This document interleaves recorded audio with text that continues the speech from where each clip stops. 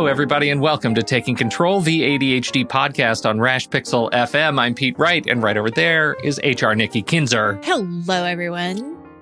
That is Human Nikki. Resources, Nikki Kinzer. In fact, I have a little thing here that my husband found in the garage when we were cleaning up the garage that says Nikki Kinzer, PHR. I used to be a certified professional human resource. That's right. Person. Part of the SPHR. Yeah. SPHRM, the Society of Professional Human Resource Managers. Sure. Yes. Oh, yeah.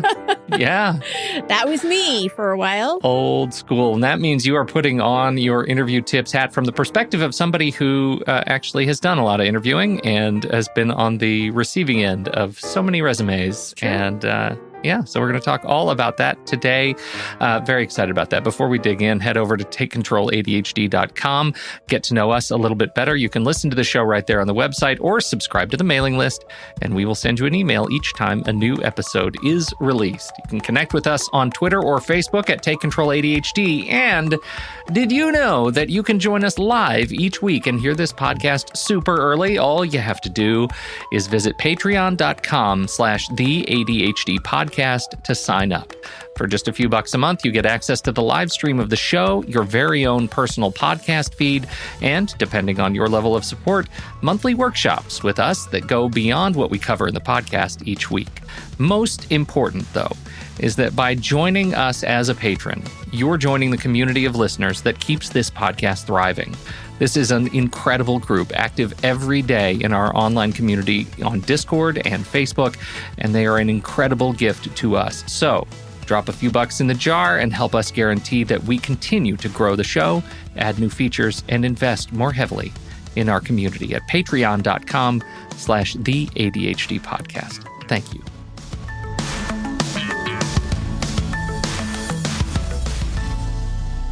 Big news today in our community. Today is Discord Mom's birthday. Yay! Happy birthday! Yay. She Happy does birthday, Melissa. So much for us on the back end of Discord. So we appreciate you and happy birthday. Absolutely. Everybody give her a shout out and some sort of an animated GIF. That's right. Would be really great to Melissa. Discord Mom on Discord. Okay. We have some news. Women's ADHD Palooza is coming. Yes, we have an announcement. So the I don't know how many years they've done this now, but it is coming. It is a great opportunity to listen to many ADHD experts in the field, including you and IP. We're going to be on there. Oh, yeah, we're totally there. Yes. And we're actually going to continue the conversation around the workplace. So I'm excited about that. And there will be a link to sign up in the show notes, and it begins February 24th through the 29th. So it's at the end of February. We love what Linda and team are doing over there, and just what a great resource they are in the community. And we're happy to be a part of that too. So. Absolutely. So Great. I have a little personal story for you before we get going. Oh, good. So Yeah, I've been those. looking for a planner that is kind of like a wellness type of planner, right? For me to kind of be able to journal and track some of the habits that I'm working on. And I've been looking online, and I don't know. I haven't really found anything that I liked. And you know that I like the bullet journal, right? I've always said that I like the bullet journal for healthy habits, especially for tracking and stuff. So I decided to go to Barnes & Noble yesterday. And they had all of the regular bullet journals that are just bullet journals. And then they had these planners. They had no wellness planners, which was just sad. And they just had regular planners. But I found this bullet journal like planner, like weekly planner, but it's a bullet journal. But it's already got all the bullet parts lined up for you? And it has like, the day and the week and the month, and it has all these like places for notes and everything. And I thought, I'm going to do this. This is going to be my wellness planner. There was one left. I was so excited, but I got shamed for procrastinating. What? Why? So I go there to pay, and he says, and I bought some puzzles. I bought 2 puzzles that were on sale and this planner, and the total came to like 20 something. And I was like, huh. And he goes, well, the planner was 75% off. And I'm like, really? It's 75% off? And he's like, well, yeah, it's almost February. I'm like, thank you for my planner that I bought for $4.90. That's a great deal. I know. I'm like, how can you shame me for that? And there's still 11 months in the year, people. I mean, come on. I was like, wow, he was mean. That is a riot. Yeah. So anyway. I'm gonna, as long as you're doing that, I want to shout out something that came across my radar. It's the Cortex Theme System Journal, and I'll drop a link in the show notes. And these guys are some of my favorite nerds, and CGP Grey and Mike Hurley, and the Cortex podcast has made over the last several years a great work of themes, yearly themes instead of resolutions. It's very similar to stuff we talk about all along, but they actually have gone so far as to create a sort of bespoke journal for the Cortex, theme system. And so in it allows you to track all your like high level themes for a given year. What are you doing to work on the theme that you're promising yourself is going to be what you're going to be focusing on for a year? How are you doing it? How are you tracking your habits and new behaviors? I really like what they've done, and it's a very high quality, everything's very high quality paper. And Mike Hurley also runs the Pen Addict podcast, and so he has a deep ingrained sensitivity for high quality paper and pens. So this paper is like the best that they can do, like the balance between, paper and pen and bleed and all of the wonderful pieces that go into it. So, if you want to explore a different system that also works, I'll put a link to the Cortex system in there. It's pretty fun. I have not purchased it myself, but I have friends who have, and they really like how it works. So that's great. There we go. All right, Nikki Kinzer. Interviewing. Now, this is a continuation of our discussion on ADHD in the workplace. It is a thing that causes anxiety to many who have written, who have said that this is a thing that's important to them, that interviewing, let's say you get your resume through the door, you get it to the right person, and you get the call for the interview. Boy, does that RSD kick in. Right. Early and often. So how do you, as a former HR professional, member of SHRM, that's right. How do you want to approach this now as a former SHRM, now ADHD coach? Oh, that's so funny. Well, I think it definitely, there is a lot of RSD around interviewing. And, but we did talk about that. We talked about that in the first two shows, about how to handle those emotions and such. And so today's show is going to be really about tips and things to get you ready. And I think that the biggest thing that happens is you get that call and you're surprised because you're not expecting the call, right? And so what I want to talk about is getting ready for the call. We need to expect it and then be ready for it. So one of the things that I suggest is check your voicemail message. How does it sound? Mm-hmm. Is it professional? Oh, I think so many people leave that voicemail message when they first set up their phone and they forget like what right. they did. Yeah. And when you answer your phone, especially to a number that you don't recognize, make sure you answer it professionally, because you don't want to be like, hey, what's up? Or who are you? Like, who is this? Right? Like, you got to just be careful that. Well, and can I just say, from a technical perspective, many new phones, I think they do this in Android. I know they do this on Apple. When you set it up, it says, do you want to turn on blocking of anonymous calls? So if they're not in your list, right. in your contact list, that they'll just go straight to voicemail. You can turn that on. And some people, you turn that on once, you forget that it's on, and suddenly your phone's not ringing. Oh, that's a good point. You get voicemail notifications, but if you're not checking those, then you miss calls, you miss texts. And those things, as far as I know, are still important. As much as, organizations are moving to email interaction and online hubs for managing resume submissions and things. Those things are still important. So make sure you have those settings on lock. And actually, it's a good point. If you're getting an email, I check your email address. If you are looking for a job and it's something that, if you have some weird email address, you might want to change your address to an actual job hunting address, just because you really want to just give your best impression. First impressions are important. So that's something else to kind of think about too. So that the person on the call or however you're talking to the person wants to set up an interview. Now, if you're talking to them, you may get all excited and just be like, yeah, that's great. Let's, set up a time and you give me the time and that's all.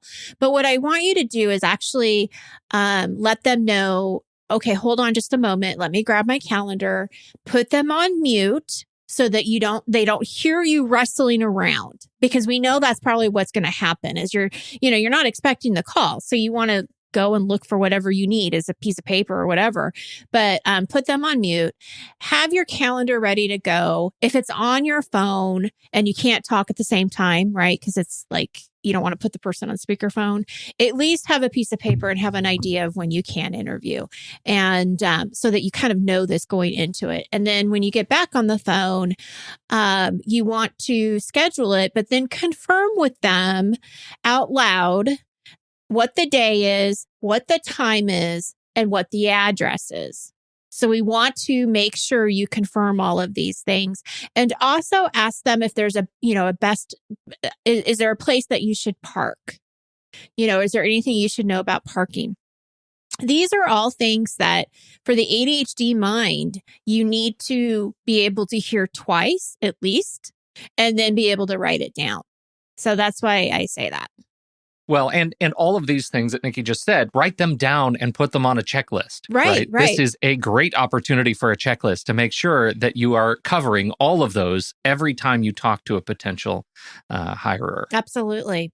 As soon as you get off the phone, you need to put this appointment in your calendar right away. Don't wait. Put it in your calendar. Set a reminder the night before the interview, the morning of the interview, whenever you think is best for you to be helpful. But we don't want to forget the interview, and we want to make sure we're going to talk about this, but we want to prepare for it. So just don't wait. Just put it in there right away so you know that you won't forget. Now you have the interview and you're going to get ready for it. So there's this preparation. So the tip number 2 is really about researching the company and the position that you're being hired for, or being looked at, I should say. So know who you're talking to, review their website, research them on Google, reread the job description that they have, whether it's on an online platform or whatever. And, as you're doing the research, write down any kind of questions you might have for the company. And we're going to talk about this more in just a minute, but this is important. Just, what is piquing your curiosity? So just do some research. You don't want to go into a job interview not knowing anything about the company. Well, and I think you just said something really important, which is, goes back to, mood, right? We talk about putting yourself in a mood to be curious, right? To be in a mood where you are provoked by this company that you want to work for, because going in with questions that indicate that you are a seeker, right? That you're in a space to explore and to learn. It sets you apart from a lot of folks who just are it will looking for another gig. Absolutely. It will definitely set you apart. So we have been asked before if we're just talking about like those administrative or office type of positions. And I think that these tips really go to any type of position that you're looking for, whether it's entry level, high level, whatever. It really doesn't matter. You got to research the company. You got to, show your best self, all of that stuff. And tip number 3 is you have to practice interviewing. And this is especially true if you haven't interviewed in a long time, which would be me. If I was to go into an interview, I would have to really practice it and role play with someone to even, how do I sound? So look at some common interview questions. It has been a while since I've been in a position where I've hired people. I would think, though, that the questions are still pretty standard, still pretty much the same. And so think about how you want to answer these questions, role play with someone, record yourself so that you can listen back and really, what do you notice? Are you talking too much? Are you talking too little? Are you saying too much or right? I just said that kind of stuff. So you can just kind of see what's going on. Think about how you want to explain your past positions. What do you want your future to look like? Even if you don't know, have some kind of answer in your mind, right? Of where you might want to go. Practice how you will explain why you left your last jobs. I think this question is going to be probably asked. So we want to be prepared of how you want to talk about it. In the first couple shows with Dr. Doug Ayer, we talked about not talking negative about your job or company or past bosses. So be listening to that, how positive you come across, even if it's true. They're never going to know the real story. And so you know the story, they don't. And if you talk negative and kind of have an edge around you, the only person that's going to look bad is you, because they're not going to necessarily believe that this boss was horrendous. And so you just have to be really careful with how you approach yourself. Be positive. Talk about what you learned, what you enjoyed, and what you're looking for in the future, and move on from it. Does that make sense? Yes. And I have some thoughts and questions. Sure.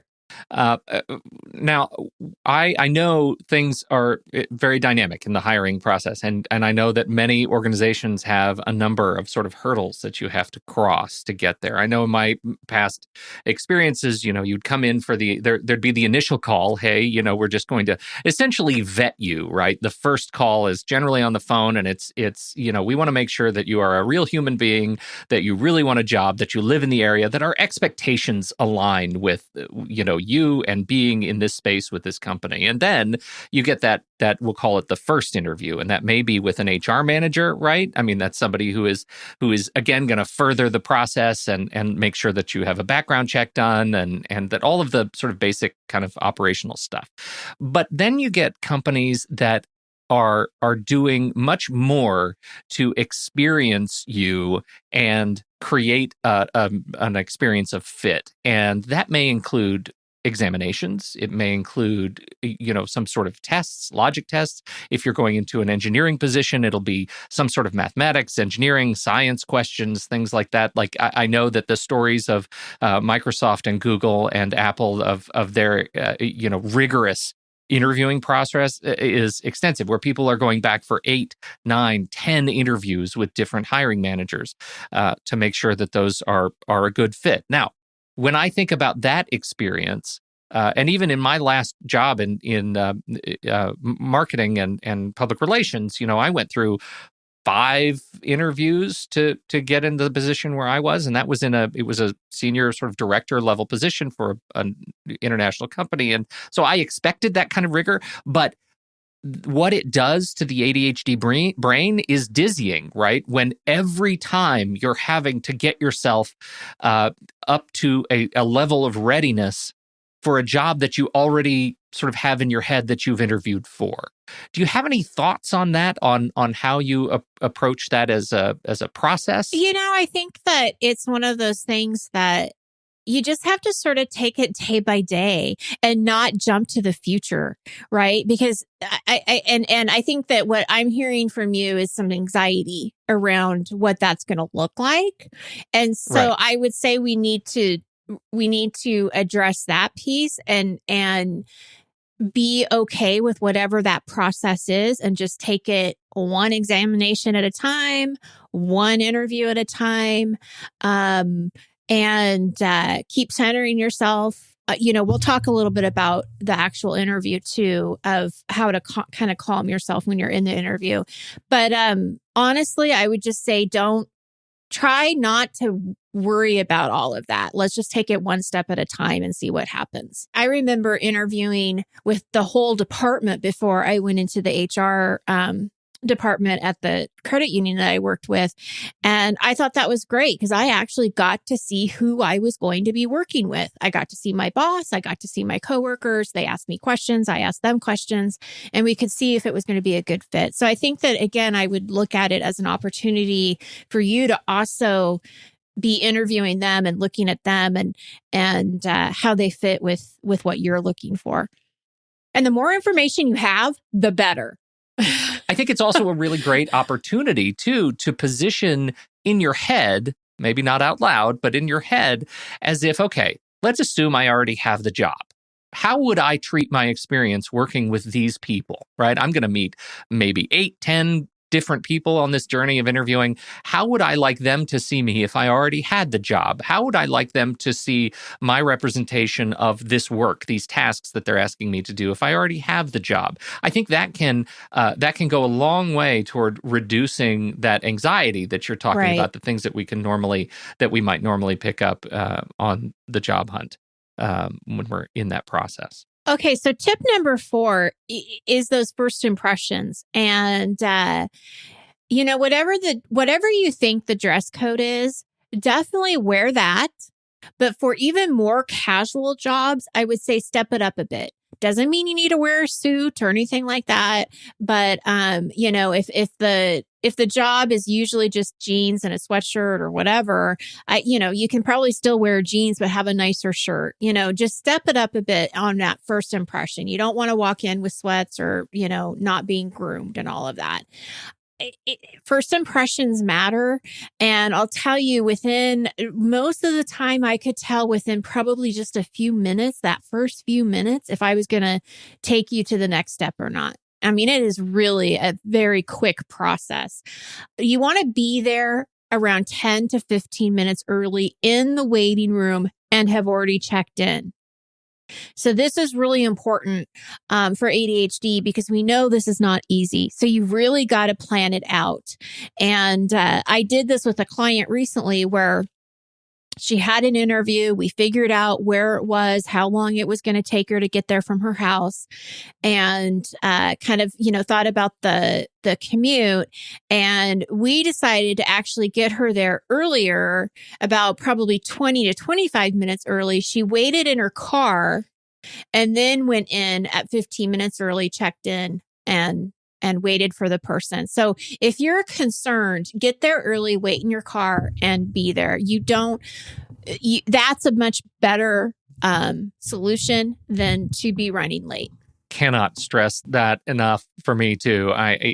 I'm an avid car waiter because I don't want to risk GPS sending me to the wrong place. Right. I don't want to risk if there is a question, so many. I live in an area where there are hundreds and hundreds of businesses, but they all exist inside of giant sort of warehouse style fronts, right? Where you have the little tiny sign on a little tiny door that's in the middle of a giant building that's full of dozens and dozens of other businesses, and you have to wind through to get to just the right building.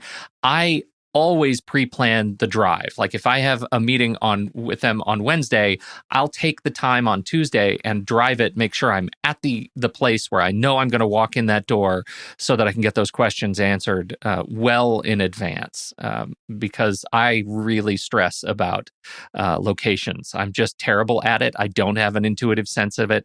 I've got to have it mapped out prior. Well, and that's another good example of why we want to double check the location when we're setting up the interview, especially if you're interviewing somewhere that has more than one location. We want to make sure you get the right one. Be very kind to whoever is greeting you, whether it's a receptionist, front person, whoever it is. Even if it's a relaxed environment, assume that the person that you're meeting with could be the person that you're interviewing with.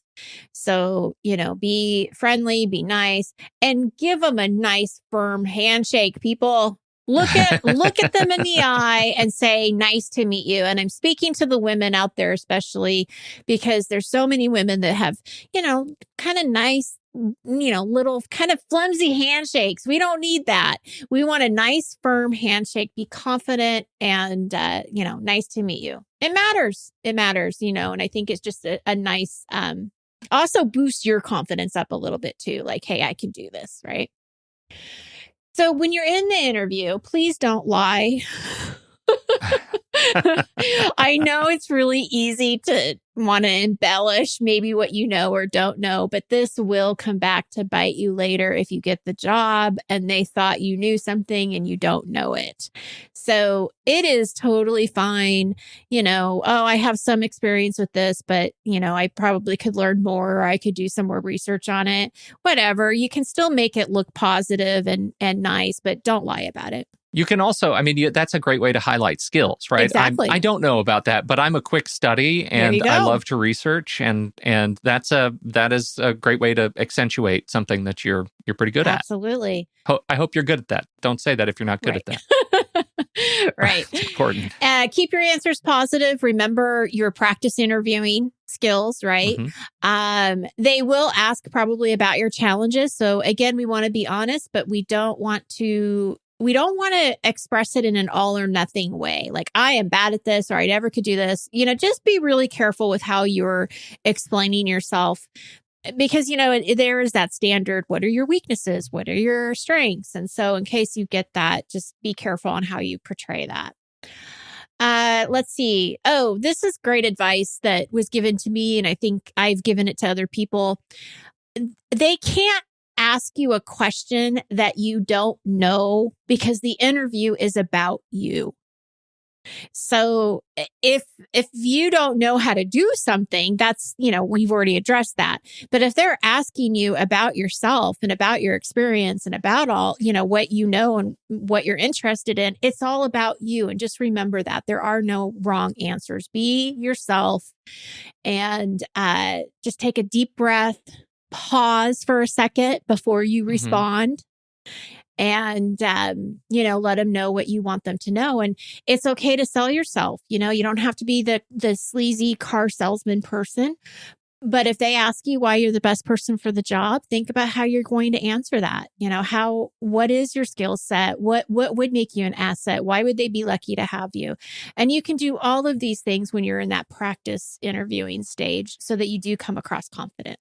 That's exactly what I was going to say. By the time you get into an interview, you will have practiced this question, because it's an important one in the interview process. And whether you get asked that question specifically or not, being able to have practiced that language is important. I do have a question for you about, and I think for me, it would be the, we'll call it the ADHD chatterbox that I can sort of find myself in. So I'm wondering, and this will allow us, I think, a transition to our next major topic. Like, how do you, you're sitting in a high pressure situation with somebody who has the influence to help sell whether or not you should be working at this place. How do you say what you need to say and then shut up and not get too enthusiastic about telling your story over their own? You have to practice. Yeah. You have to practice the interviewing. And if you don't have somebody to practice with, I highly recommend you record yourself. Yeah. Because it is so true. I mean, and it's something that you don't even realize you're doing. And you have to listen to it for yourself. And then you have to look back and think, okay, I can edit this part. They don't need to know about this part. And then that way you can kind of edit yourself. Practice. That's all you can do is practice. I think there is you want to practice the interview process, but don't forget that every human interaction that you have is an opportunity to practice, right? Not doing this. Yes. Well, that's an excellent point, because it doesn't have to just be an interview. It can be a daily conversation. Absolutely. Yes. When you're in the job hunt process, when you're in the interview process, there's no better time than to really focus on, am I saying what I need to say when I need to say it to this person? Am I, most important, am I listening? Am I listening to every single thing that they're saying, whoever I'm talking to, whether it's a barista at Starbucks or the person who's interviewing me for a job? Am I paying attention to what they're saying, or am I paying attention to the next thing that I want to come out of my mouth? Because if it's the latter, you're going to put your foot in it. And that's a really important thing, I think, to stop and take a step back. But the other piece leads directly into tip 6. Do you want to introduce that? I do. But before I do that, I just want people to know, too, that something that I used to do when I interviewed is I would purposely have a pause there. So somebody would answer a question for me, and then I would be writing it down, and I would purposely not say anything. Oh, diabolical. Right. Because I knew that if I didn't say anything and there was a little bit of pause, that they would say something, because people are really uncomfortable with silence. And a lot of times that's how you could kind of figure out who this person was, because they would start talking. Now, I'm not saying that that's a bad thing, but I am telling you that there are interviewers who will do that, because that is a trick for the interviewer to learn more about the interviewee.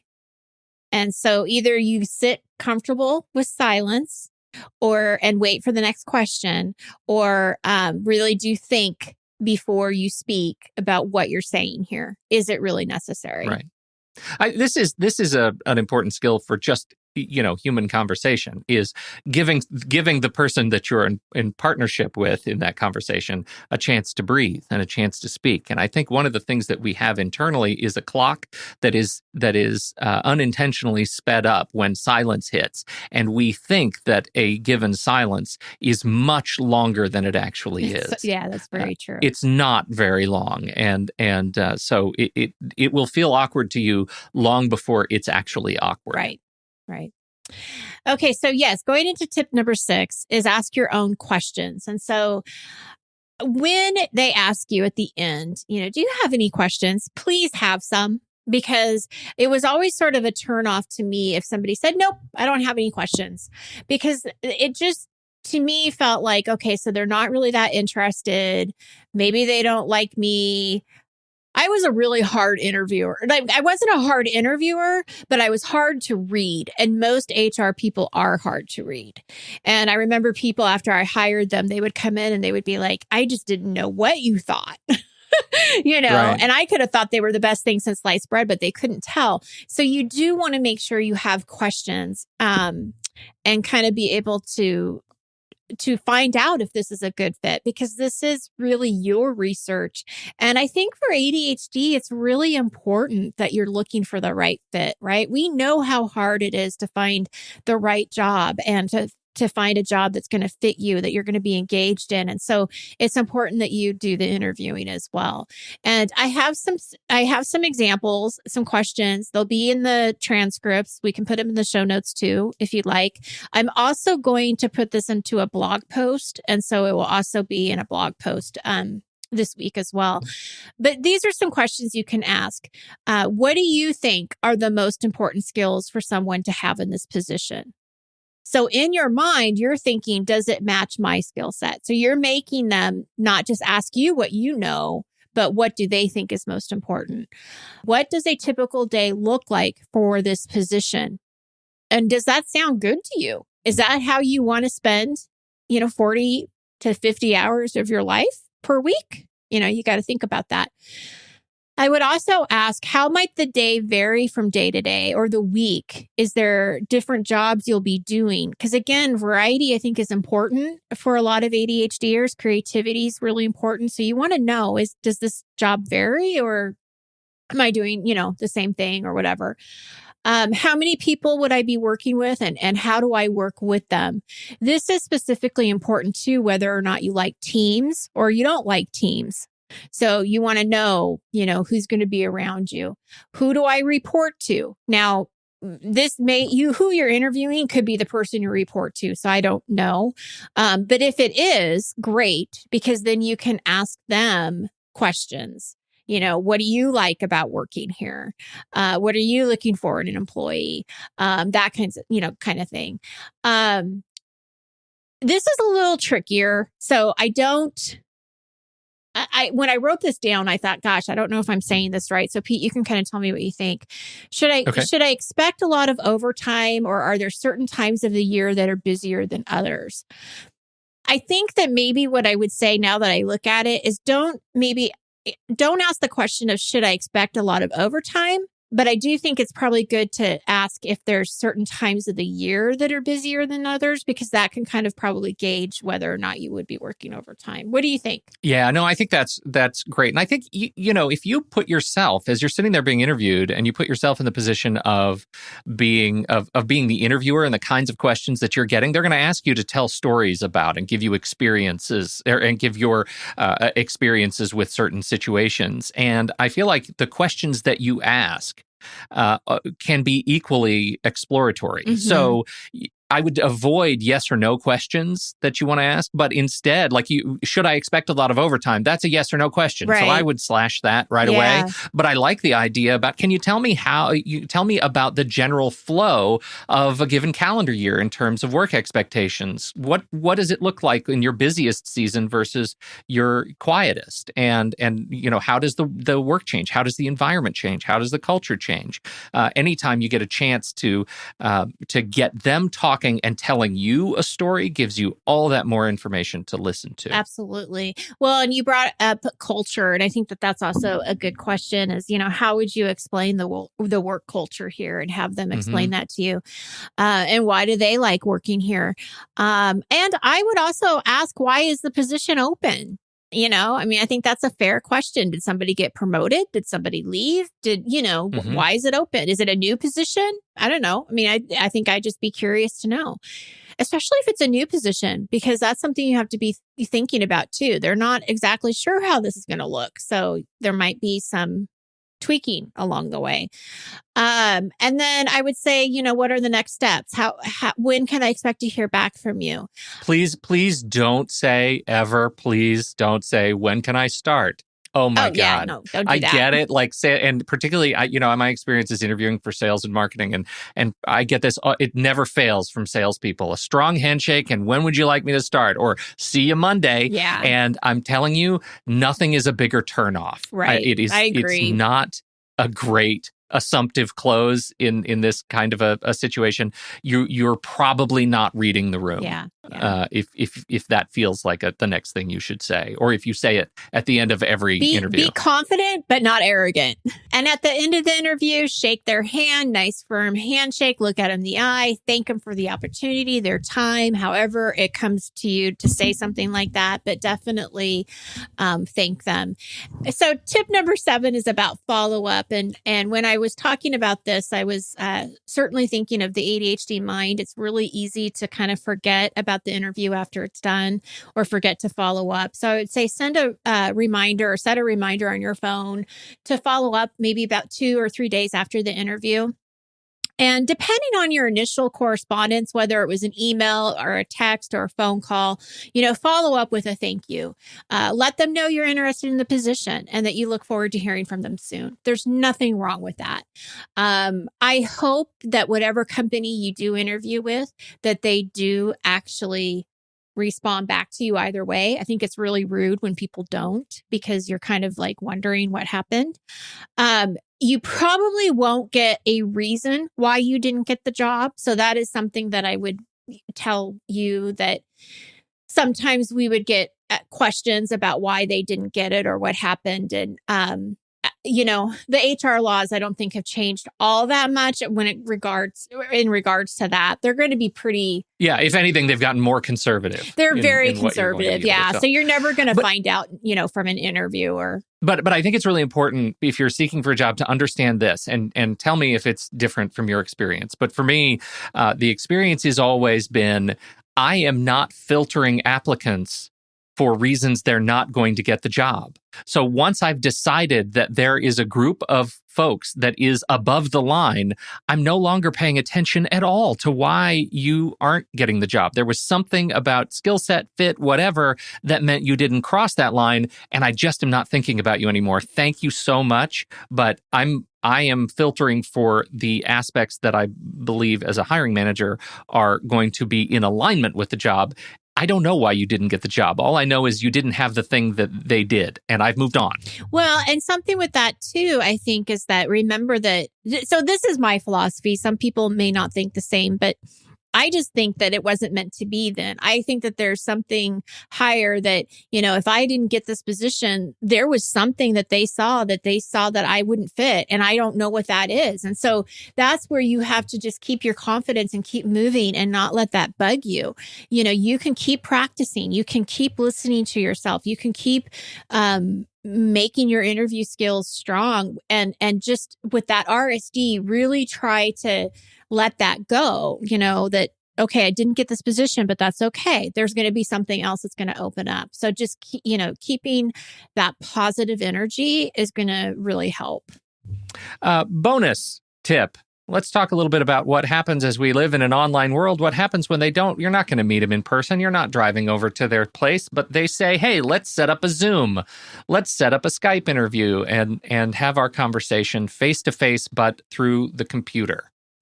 What do you think about that? I would do the same thing really as you would in person, show up early, be, Be prepared, have your questions ready. In fact, it's almost better in some respects if they're online, because you could even have like, some little notes here in front Oh, of you yeah. and no one's going to know. So you could have like some little bullet points and little reminders. And so I would look at it as a good opportunity.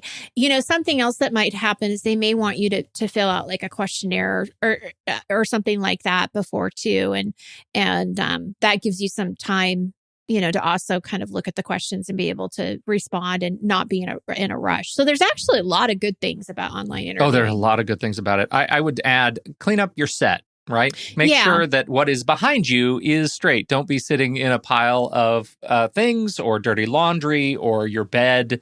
I agree. Make sure you clean up your set, right? Look good. Like I would clean up that table. It's got like my wallet, my keys on it, and an iPad stand. I would clean that stuff off. I would also wear pants.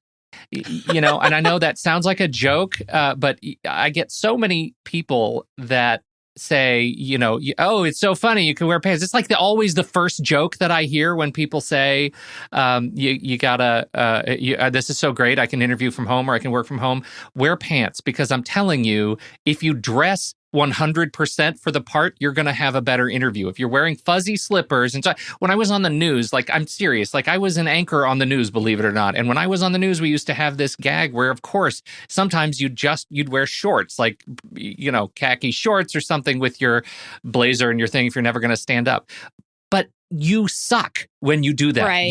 You don't sound the part. You don't live the experience when you're not dressed for the role. So whatever role it is, you want to dress for it because you will exude something different. Wear shoes, for example. Like it just feels different when you're doing it bohemian. So that's a good point. That's a really good point. It's charming and fun and funny. We get this all the time, right? When we're podcasting, and it's great. You can do it from bed. I don't do it from bed. I'm in my office and I stand up and I'm actually engaged in the process. And I think it sounds different as a result. So come to play. Yeah, right? Absolutely. That's a great point. The only other thing that I didn't put in here that I think is going to be helpful, hopefully, to people is I know that the application process can be awful. And the resume process can be really daunting too. So I would just say, definitely have some people look at your resume, double check it, edit it. Don't be the only eyes on it. Look at format. It has to be easy to read. You don't have to have a lot of information on there. I think it's really kind of the basis of what you did, the dates, the skills you have, but just make sure it's easy to read. Because when I would go through the resumes, I skimmed them. I never read them word for word. If you have a cover letter, don't have just a standard stupid cover letter. We can tell it's very obvious, especially when you don't change the name and, it's to a different company. I always write them in crayon. Yeah. And I make sure I spill a little coffee. Yeah. So just be careful. But, I don't even know if they do cover letters anymore. I don't know if that's a thing. There are so many automated systems now when you're applying for jobs, especially when you're applying through agencies. Like you fill in blanks and boxes and everything gets routed now, right? It's just a very different experience. I think that the easiest way to make this easy for you is to just have a document that you can open up that has all of that information, and all you have to do is cut and paste and fill in and not have to think about it. So do that preparation, maybe have your resume, and that could be it, of what you look at for the online stuff. But that's the biggest key, is just having the information ready to go so it doesn't seem so cumbersome when you're actually applying. I have one more tip. Can I add it? One more bonus tip number 2A. We have not yet talked specifically about the value of networking, and that should go without saying, right? Activating your own contacts and friends and relationships and friends, spouses, whatever, when you're looking for a job. The number of experiences that I have had where people have activated their relationship with me to look for a referral and to look for a positive, interview, where that relationship has been torpedoed because they haven't switched modes, right? They come to me, they ask for me for a job, and then they make an off-color joke or something that's just right. You have to assume as soon as you activate your network in a job hunting space that you're already interviewing for a job. It doesn't matter how long you've known the person that you're asking, doesn't matter how often you've been fishing with them or hunting or camping, whatever. You're saying, hey, Bob, I need your help. I would very much like an in at your company. I think I have the skills and there's a job open. You have begun interviewing for the position there immediately. Because if you're asking me, my head is now shifted to, would I actually want to work with this person? I'm great being friends with them, but do I want to see them every day? Right. And then you're being interviewed. It doesn't matter the social construct. You have changed the relationship by asking for that favor. And so don't torpedo it by mischaracterizing your friendship for something else. Please change that level of interaction. That's a really good point. Really good point. All right, there you go. Lots of great stuff That's right. today. Lots Pete. of good stuff. A good continuation Nice of our conversation. Please continue the conversation over in Discord or on Facebook. We'd love to hear all of your ideas and your experiences to embrace and extend what we have started here in our ADHD and work series. Thank you, everybody. On behalf of Nikki Kinzer, I'm Pete Wright. We'll catch you next time right here on Taking Control, the ADHD podcast.